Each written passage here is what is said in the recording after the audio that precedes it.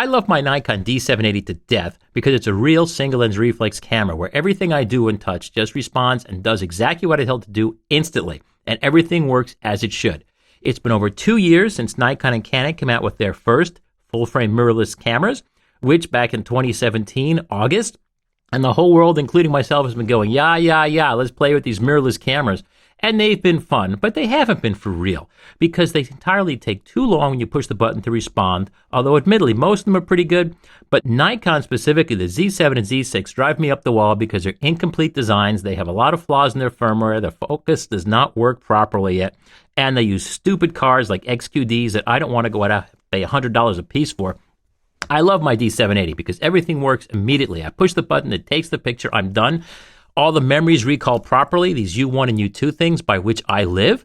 Immediately recall everything about the camera. I can save and recall everything to and from my cards. And I have these up on my website where you can download my settings and get my settings back into your camera or my own settings back into my own camera. And everything recalls, including what I've set the U1 and U2 to. So I love this camera. But more importantly than loving a camera, let's see what it can do. Let's look at some of the pictures I can knock off with this camera in the space of just about an hour, just one night, the first night I got it. The first thing that struck me when I saw this sunset picture, when I finally got it back to my studio, is it was astonishing because it looks like it should. It looks like what I get on film.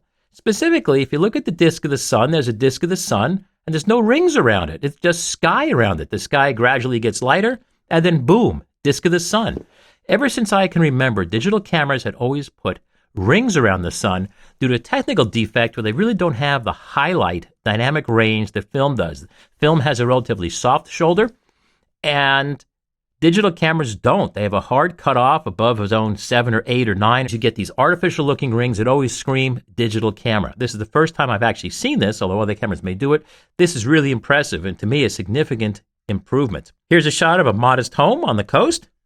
ISO 5000, handheld at a 40th of a second at 78 millimeters. Just walking around after the sun sets. This is the orange sky reflected in the windows of this blue building. This is at ISO 20,000.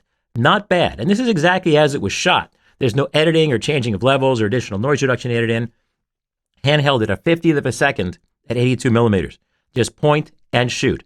Whatever I can imagine, I can shoot. This little dot in the sky is Venus, setting over the sea. This is wide open at 32 millimeters, handheld at an 1/8 of a second at auto ISO 1400. It's just beautiful the way it captures colors and tones. And it's not distorted here. Actually, it's a strange way the clouds look. Actually, the camera's set to compensate for the distortion of this lens, so it's all straight. After dark, here's handheld at a 25th of a second at ISO 51,000 at 200 millimeter telephoto. It's sharp. It's beautiful. I couldn't even see the colors in this. The camera picks it up and amplifies it. This camera is so sensitive in the dark, it's like having night vision. It's that good. Here's a shot. This is not from the camera. This I split-toned, and I have an article on that. Again, look for all my links and all the explicit details at my written review, the link to which is in the description of this video.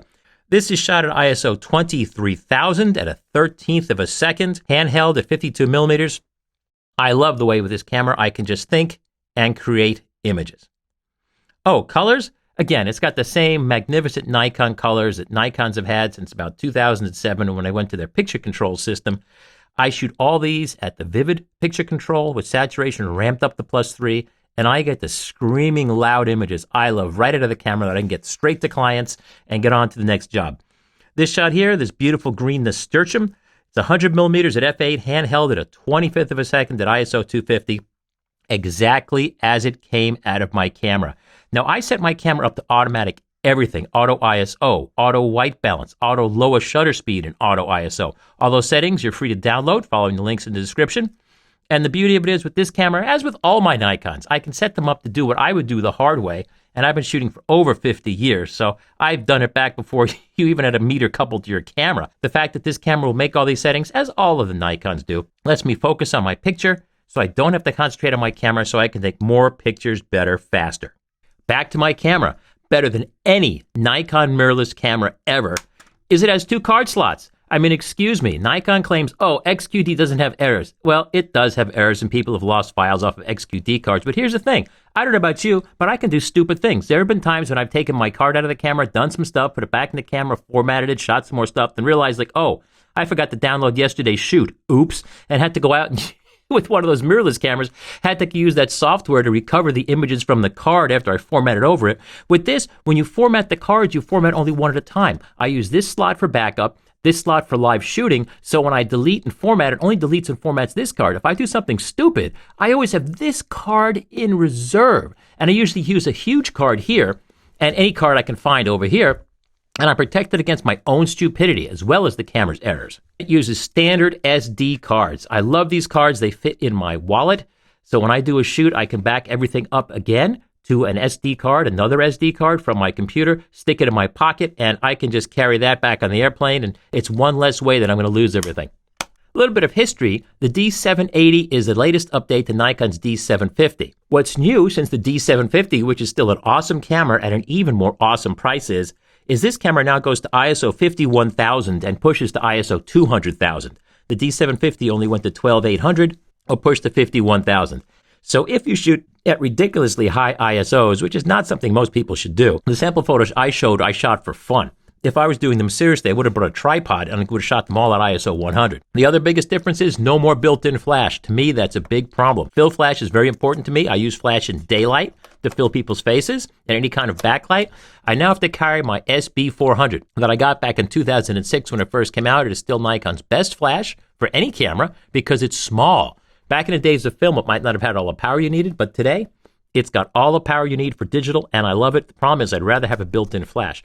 The advantage of having no built-in flash is this top panel is all metal now. This is metal, so it's tougher, but I don't know about you, but I don't beat my cameras around a whole lot, so don't worry about that.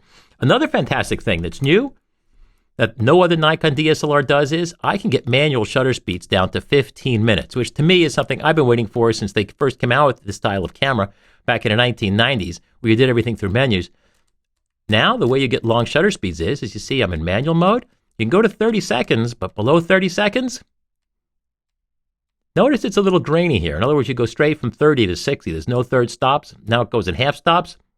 It doesn't indicate minutes. It indicates seconds.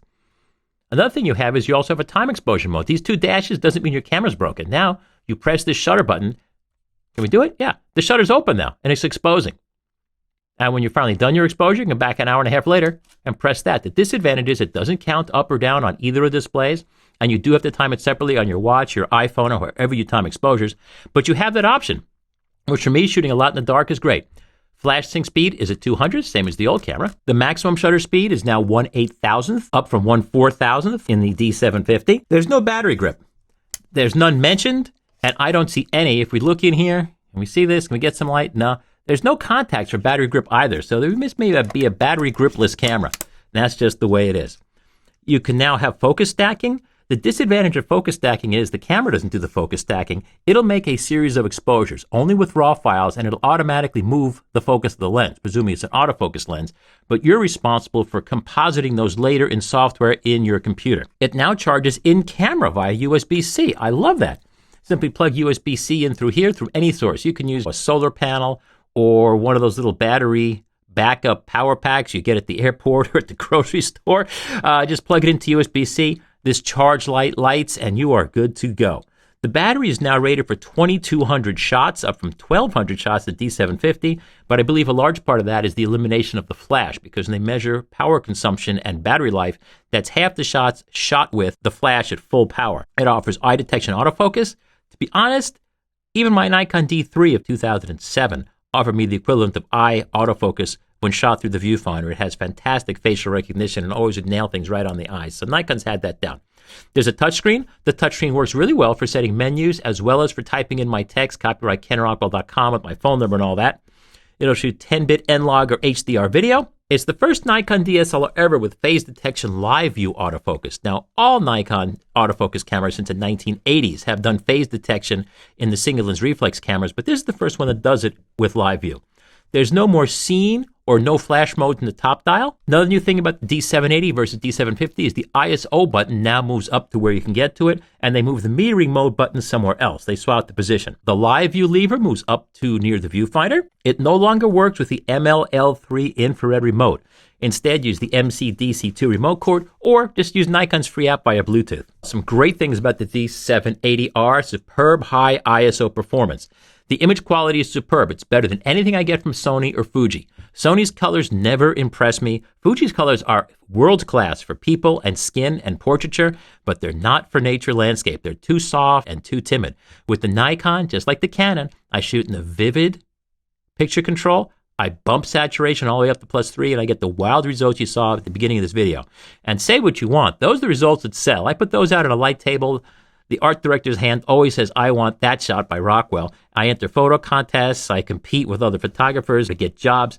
These are the pictures that win and the ones I like. And they're the ones that my friends are always like, oh, can I buy one of those? As opposed to the other pictures that people might say were more accurate. Accuracy doesn't matter. I'm not a copy machine. There's excellent low light autofocus. As the shots are shot in light so dark, I couldn't even see what was doing. The camera caught those just great. Another great thing, it's a single lens reflex camera. It has super fast autofocus. For sports and action, everything works great. It's not like mirrorless, which never really knows what's going on, unless you're shooting the Sony A9, which are fantastic. Although the Nikon mirrorless Z7, Z6, Z50 are good, but once things start moving, those cameras really aren't tracking the action very well. This camera does. This also offers cropping. You can, as shot, crop to 16:9 or crop to square. And I have my little red button program, so I press that, turn this dial, and I get a crop, and I can see it through the viewfinder as well, which I love. Oftentimes I like to shoot in the square mode. I can deliver square images to clients, which they then crop to any shape they want. I don't have to worry about holding vertical, horizontal, holding vertical, horizontal. I love that.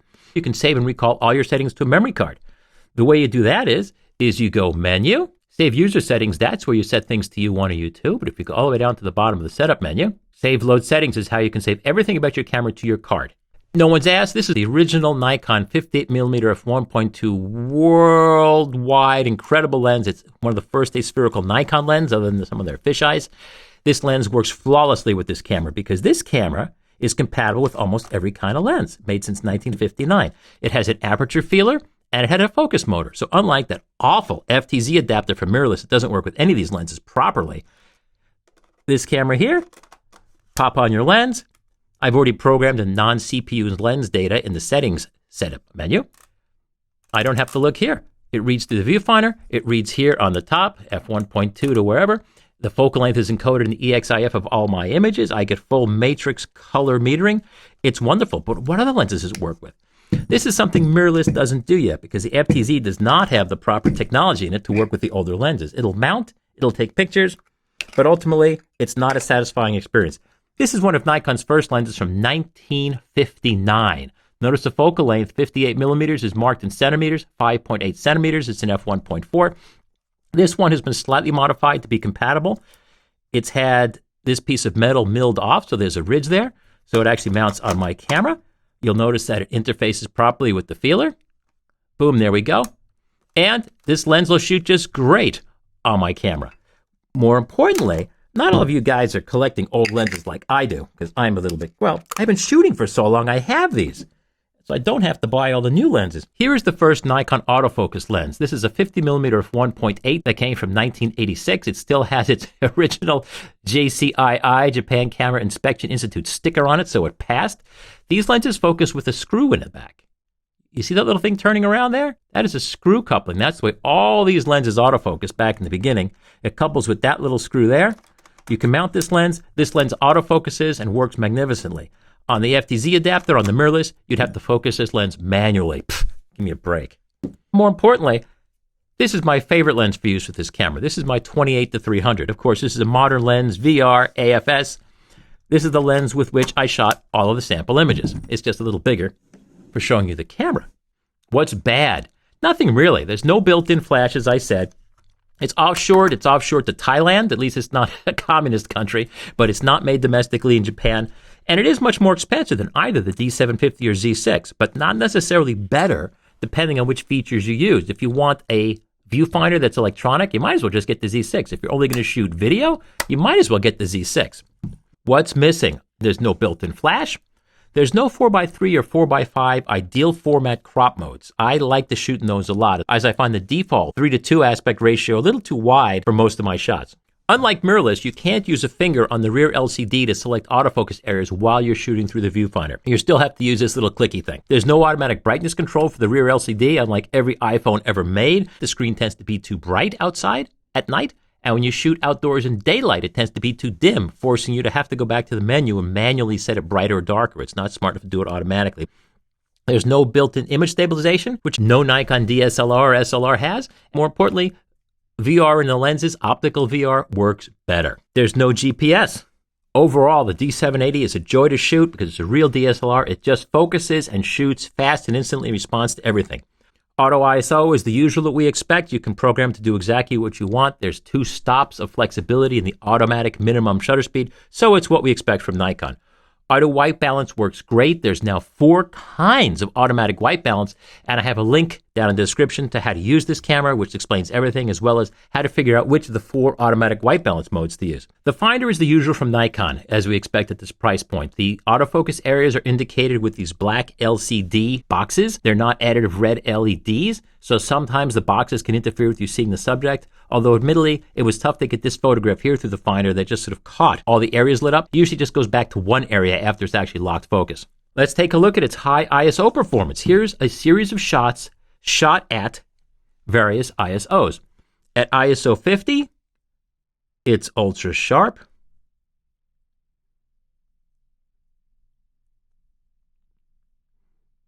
And the beauty of it is, as we get to higher and higher and higher ISOs, the picture doesn't change at all. In the olden days, the picture would change its contrast, the color would get worse, things would get nastier and nastier and nastier. But you're seeing here, the only thing that's changing is that the clock is advancing from one frame to the next as time moves on. As we get to the very highest ISOs, you won't see noise so much. What you'll see is just some modeling. You'll start to see just some blotching and modeling.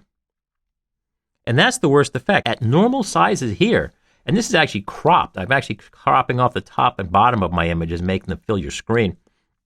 It still looks good. In other words, if you need to use ISO 51000 or something crazier, go ahead and use it. It's better to get a little bit of modeling than get the whole picture blurry because you had to use too slow a shutter speed. The way to really see differences is let's zoom in. Let's blow these up by a factor of 10. In other words, imagine a print now 10 times the size of the screen on which you're viewing this. That's what the complete image would be. At ISO 50, it's actually the sharpest. The highlight contrast is a little higher as we expect. Consumers sometimes get really afraid of shooting at ISO 50. The only difference is you get a little more highlight contrast, so you might blow out your highlights or you might not, but if you control your lighting, I love shooting at ISO 50. That's more or less a default for me because it gives me a little bit of an edge over everybody else, making images a little bit sharper and a little bit cleaner. As we go up through the ISOs, what to look for is look for the little fine details between the numbers on the clock. You'll see those start to go away. It's not so much the grain. What's happening is the noise reduction is removing the grain and at the same time removing the fine details because it really can't tell which is which. It does its best. Also in the center of the clock, there's that gold circle, which has detail and engraving in it. As the ISOs go up, you'll notice that just turns into a flat yellow circle. As you get to higher and higher ISOs, you'll notice all the lines start going away. The lines marking off each minute on the clock start to get erased, and all the detail between the numbers is totally gone. You see? This is where the difference happens. It's not a matter of format or pixel size or anything. It's ultimately a factor of magnification of the image. When you may take a sensor that's 1 inch across and magnify it to the equivalent of, 100 inches here, or whatever the ultimate image size would be, that's where you see the differences. But again, it's almost as if the picture gets erased as you go to the highest ISOs, because what's happening is you're having very little light hit the sensor, but the noise level is still the same. So you're amplifying the noise, trying to amplify what little light hits there, and you start having very little of the image, the signal, and much more noise, and you'll see at the very highest ISO here, there's almost none of the picture left. We can look in the shadows. You'll see now, you can easily see, this is the same image, by the way, again, magnified 10 times from a different part of the image. At the lowest ISO, you can see all the detail on the screen and all the detail on the iron grate. You can also see the subtle white lines of the bricks behind the grate in the back of this fireplace. However, as ISO goes up, we completely lose the screen. The fine details of the screen are gone. And the details and the texture of the iron grate are gone, although you can still see the bricks in the back. But as we get to higher and higher ISOs, notice the bricks in the back are gone. Now, it's curious. This is what I'm trying to show here. When I showed the complete image, which is the way we're always going to look at the pictures, everything looks great. What you really lose at the higher ISOs is you lose these details, which is why I caution everybody, especially beginners, who think that nighttime photography is supposed to be done at high ISOs. No way, Jose. High ISOs are only for if you're shooting handheld in very dim light and trying to shoot something that moves, and you really have no choice. If you're on a tripod or possibly can't shoot everything at ISO 50 or ISO 100, and just let the exposure time run as far out as it possibly can if the subject's not moving. If the subject is moving, and or if you need depth of field, that's where you get into that discussion. But that's what you lose. Lens corrections. This camera is modern. It offers any or all correction for distortion, diffraction, and fall off. You can turn those on, you can turn those off. For lateral color fringes, Nikon automatically corrects that for every lens. Nikon brands are not manual focus. It doesn't care. It's one of the core competencies of Nikon.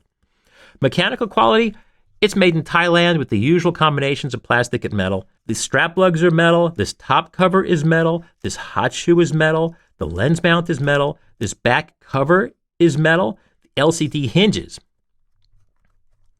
which is all this gobbledygook, that's metal. The car door pivot shaft, which is this guy here, that's metal. And the bottom tripod socket is metal. Plastic is everything else. All the knobs, all the dials, top LCD cover is plastic. The frame around the rear LCD is plastic. The car door and its latch, these little guys are plastic. Try not to break those. The battery door hinge, that's all plastic. And the entire camera bottom is plastic. Rubbery plastic are the grip coverings. These rear control dials and front control dials, these feel great. These are the usual pro Nikon dials that feel fantastic. They don't feel like crap like Sony's dials do. Sony's dials are hard, plastic. They are awful. Fuji's dials are hard, metal, and they also feel horrible. These, I can shoot with these dials all day long. These are soft, squishy rubber. They feel great, and they're grippy. What's not good about being rubber is all these little crappy flaps here. This is made probably to claim weather resistance, but they feel awful, and they're always falling off like this. So that's just the way it is. I love my U1 and U2 modes. People think I'm nuts for many reasons. Just look at my pictures. These let me program everything about my camera into this dial setting. For pictures of places and things, I happen to set that into my U1. For pictures of people, I set to U2. So I can be photographing out in the field, and I want to take a picture of a person. Click, I go to U2, and I've got everything about the camera set up. It's not just shutter speeds, it's the auto ISO system. I set auto ISO to 1/25th for people. I set it to automatically go on the lens focal length for pictures of things. For pictures of things, I set extremely high saturation in the vivid mode. For pictures of people, I set it to normal and standard. And I change a whole lot more things about the camera. In fact, the autofocus modes and all that is all recalled and saved into these two modes, so I can swap from one subject to another without having to stop and fiddle with my camera and miss my picture. That's very important to me. Well, the Z50 works great, but unlike the Z7 and Z6, which don't really remember everything that I programmed about the camera into these modes, this camera does a fantastic job. It is so good. It feels so much like coming home to real digital single lens reflex from Nikon instead of their mirrorless cameras, which are really just the first version. Nikon has been making single lens reflex cameras for over 60 years, so they've kind of got that down. The rear LCD, it'll flip up and it will flip down, but it can't flip around and it can't flip a 180. So I don't really know that I get that excited about this, but hey, some people love this. It's all a question of what you want. The top LCD, these big numbers are easy to read, but here's the problem. When I show it like this, you can read those real well, but when I finally shoot it like this, notice how the bottom line of digits gets cut off. That's not the best way to have it. For video, I don't shoot video with this. I shoot everything with my iPhone. This video right here is shot on an iPhone. Why? The iPhone has great autofocus. Look at this. It focuses close. It focuses instantly. These larger cameras with larger sensors can't focus as quickly. They don't have the dynamic range that the iPhone does. I shoot all my video on iPhone, so I really have not addressed these cameras. Power and battery on this camera work great. The way you shoot has more to do with your battery life than the camera with these kinds of cameras. With this camera, if I'm shooting continuously, I'm not looking at each picture, I'm not setting menus and just shooting, especially if I'm shooting long bursts of sports, I'll get thousands of shots. If I stop and look at each and every image and set more menu stuff and zoom around it, maybe only get 1,000 or so shots per charge. So it all varies. It all depends on how much you twiddle with the camera versus just take the pictures. Taking the pictures doesn't use much energy. Stopping and fiddling is what uses energy. Data performance is excellent. The JPEGs are expertly coded, as Nikon has always done. Their size varies to the complexity of the image, as they should. The size is optimal for the quality that you set. The card is properly titled as Nikon D780. Fuji and Sony don't title their cards when formatted. They come up as either no name or untitled. And that's actually the name that's written onto the card. I can't believe they've made this mistake with Sony and Fuji for so many years. But here's the deal. When I come back into the field and have to download this, I plug it into my card reader, and boom, right in my Macintosh's Finder, it says Nikon D780. So I know what that card is. When I have 2 or 3 different things marked untitled and no name, you've got to be kidding me. So for a consumer, okay, Sony or Fuji might work. And actually, I'm kidding out here. You can shoot whatever you want. But for me, I like my Canons and Nikons that properly title the cards to tell me what the heck it is. Another great thing about this D780, now every one is different. I don't know if you guys track this because I'm a little crazy, and you probably don't, but the clock accuracy is superb. It loses only 71 milliseconds per day, or 2.1 seconds per month, which means when I set this clock, it stays accurate. I have some other cameras that vary more, and the problem is when I do a multi-camera shoot, I come back and try to sort them by time so I can get all the different angles of the same shot and the same occurrence at the same time in my finding software. I use Camera Bits Photo Mechanic and just sort by time. This camera is excellent, but again, every camera is different. It's an analog adjustment when they manufacture the clock chips, so that's how they trim it. This sample just happens to be really good, so I'm very happy about that. Let's compare it to the other cameras. It all depends what you want to do, whether or not this is better or worse than a D750 or a Z6. All of these take exactly the same pictures. The Z6, the D750, and the D780 are all 24 megapixels cameras at any 3 or 4-digit ISO. The pictures will not just look the same, they will look completely indistinguishable from each other. There'll be no way to tell the difference. When you get to ridiculously high ISOs, the Z6 and D780 will probably have an advantage at ISO 51000, but that's not where you should be taking pictures or basing a camera purchase on. If you need a built-in flash, the only one of these 3 cameras is the D750. If you need to see everything through the viewfinder, including setting menus, playback, focus magnifiers, or to see playback in direct sunlight, then get the Z6 because it's the only camera that has an electronic viewfinder. On the other hand, for action and sports where time matters, you don't want the Z6, it's too slow. You want the D750 or the D780, which have direct live optical finders and autofocus that works much more quickly and clairvoyantly. If you need 2 cards, for the 3 reasons I covered, your own stupidity, my own stupidity, or just plain data errors, you can't use a Z6. It only has 1 card. So for action and sports, get either the single lens reflex cameras, D780 or D750. If you use stupid high ISOs, then get the Z6 or D780. They have the same autofocus system, D750, D780. The Z6 has a different autofocus system.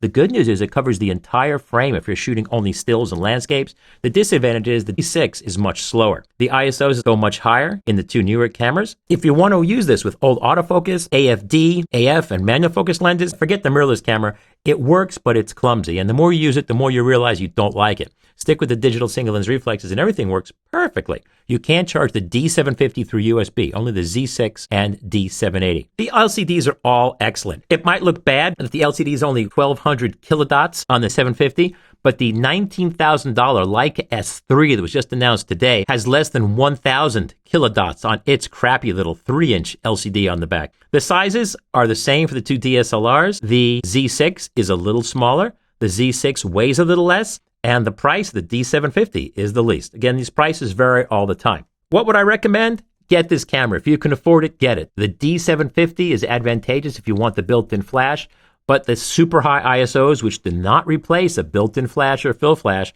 the super high ISOs, if you're shooting in the dark, this camera is awesome. The Z6 is mostly or only for if you're going to be shooting video or really need to have an electronic viewfinder. I find that this camera and the D750 never talk back. They just do what I want them to do.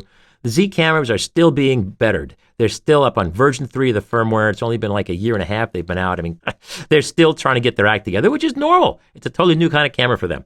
This is a magnificent camera at a reasonable price. Thank you very much for watching Ken Rockwell, kenrockwell.com, and here on kenrockwell.tv.